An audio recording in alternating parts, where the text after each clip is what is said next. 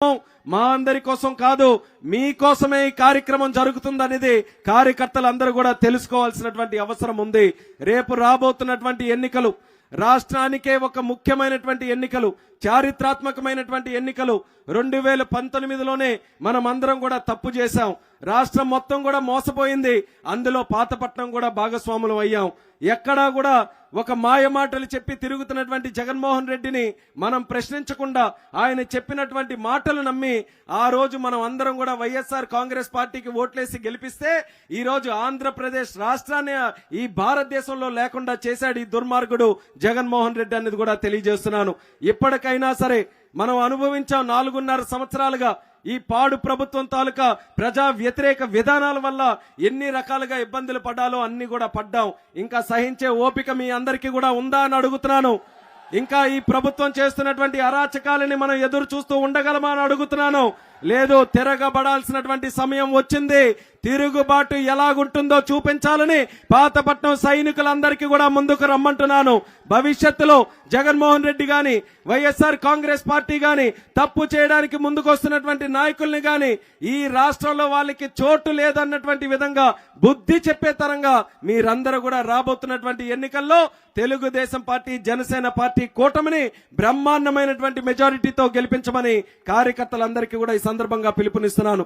పాతపట్నం నియోజకవర్గం అప్పుడులో చంద్రబాబు నాయుడు గారు పరిపాలించేటప్పుడు ఏ సమస్య ఉన్నా సరే రమణ గారు ఆ రోజు మన అందరికీ కూడా సహకరించే విధంగా స్థానికంగా ఏ సమస్యలు ఉంటే ఆ రోజు చంద్రబాబు నాయుడు గారి దగ్గర తీసుకొని వెళ్తే కోట్ల రూపాయల నిధులు మన ప్రాంతానికి మనం తీసుకొని వచ్చాం. 5 మండలాలు, అన్ని ప్రాంతాల కంటే పెద్ద నియోజకవర్గం మన పాతపట్నం నియోజకవర్గం.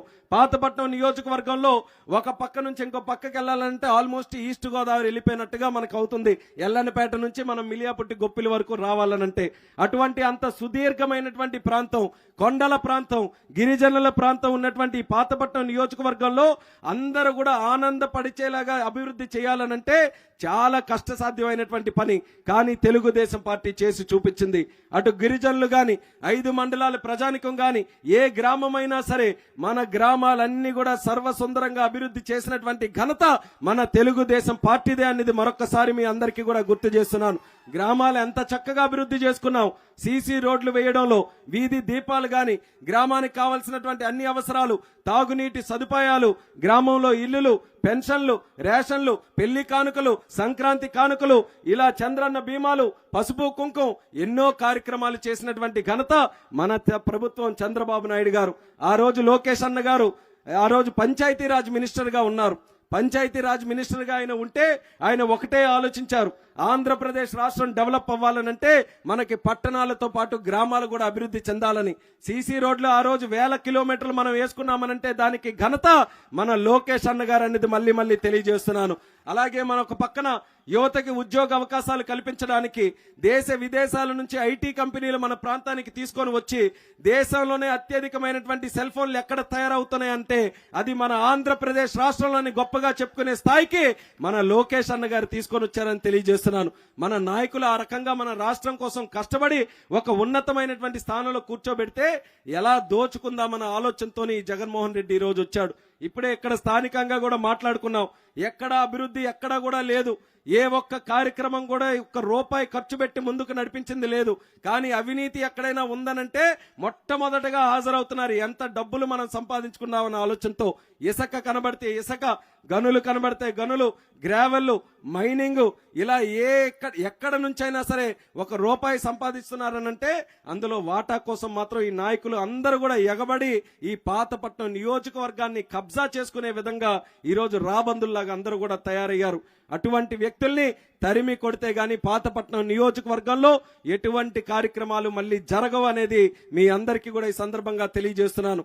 అందుకనే మీరందరూ రాబోతున్నటువంటి ఎన్నికల్లో సిద్ధం కావాలి. మీరందరూ కూడా పోరాటానికి సిద్ధం కావాలి. ఎన్ని కేసులో మీ అందరి మీద పెట్టించుకున్నారు. ఇప్పటికీ ఈ 2 నెలలు మనం ఎవరూ కూడా భయపడాల్సినటువంటి అవసరం లేదు. ఎందుకనంటే లోకేష్ అన్న గారు ధైర్యం ఇవ్వడానికి మన అందరి ముందుకి వచ్చారు. ఏ కష్టం వచ్చినా సరే, మీకు ఎటువంటి ఇబ్బందులు ఉన్నా సరే లోకేష్ అన్నగా నేను మీ వెంట ఉంటాననే ధైర్యం ఆయనే మీ అందరికీ కూడా ఇస్తున్నారు. కాబట్టి నిర్భయంగా మీరందరూ కూడా ఎన్నికల్లో పోరాటం చేయాలని మరొకసారి మీ అందరికీ పిలుపునిస్తున్నాం. రాష్ట్రంలో ఈ పడినటువంటి పిచ్చి కుక్కలు వైఎస్ఆర్ కాంగ్రెస్ పార్టీ నాయకులు వీళ్ళందరినీ కూడా తరిమి కొట్టాలని చంద్రబాబు నాయుడు గారు, పవన్ కళ్యాణ్ గారు ఇద్దరు కలిసి కట్టుగా ఈ రోజు ముందుకు వచ్చారు. వాళ్ళ పదవుల్లో కూర్చోవడానికి కాదు, వాళ్ళిద్దరు కూడా చూసుకుంటే ప్రజల గుండెల్లో స్థానం సంపాదించుకున్నారు. చంద్రబాబు నాయుడు గారు గాని, పవన్ కళ్యాణ్ గారు గాని ఆయన గురించి చెడు మాట్లాడాలంటే 10 సార్లు ఆలోచించే వ్యక్తులు ఈ రాష్ట్రంలోనే కాదు దేశంలో ఉన్నారు. అంత గౌరవం సంపాదించుకున్నటువంటి వ్యక్తులకి రాజకీయాల కోసం, పదవుల కోసం ఆరాటపడాల్సినటువంటి అవసరం లేదు. కానీ ఆంధ్రప్రదేశ్ రాష్ట్రం ఇలా నాశనం అయిపోతుంటే, తగలబడిపోతుంటే నాయకుడిగా మనం చూస్తూ ఊరుకోకూడదు. అవసరమైతే చేయి కలపాలని అటు పవన్ కళ్యాణ్ గారు, చంద్రబాబు నాయుడు గారు కలిపికట్టుగా ఈ ఎన్నికల్లో ముందుకు రాబోతున్నారు.